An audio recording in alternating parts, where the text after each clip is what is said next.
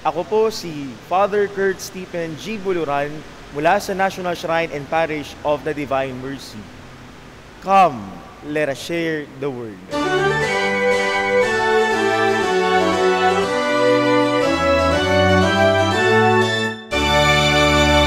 Nagpaasa ka na ba ng tao? Naranasan mo na ba na mang-iwan? Mahal mo pero nung nagkakagipitan na, ikaw yung unang tumakbo.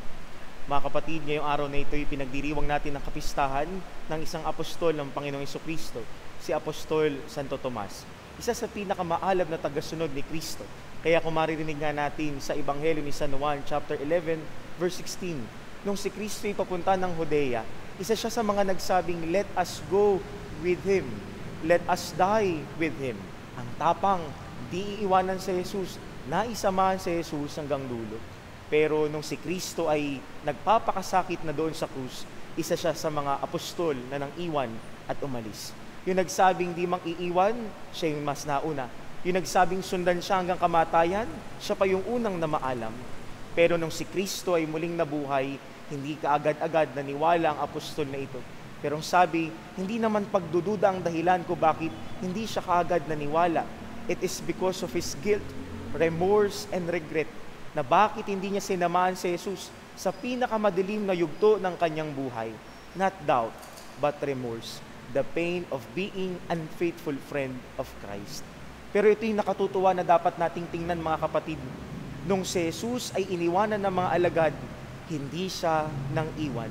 Kaya nung siya'y nagpakita sa mga alagad, nung siya'y muling nabuhay, ipinakita niya sa mga apostol ang sugat ng kanyang kamay, ng kanyang paa, at ng kanyang tagiliran.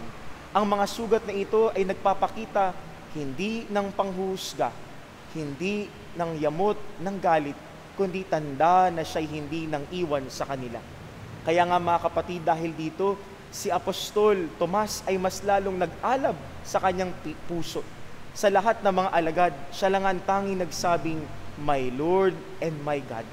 At dahil sa awa, dahil sa pag-ibig, dahil sa pagpapatawad, si Tomas na nung una ay nang iwan.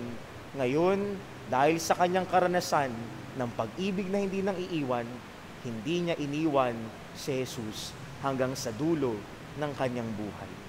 Manalangin po tayo.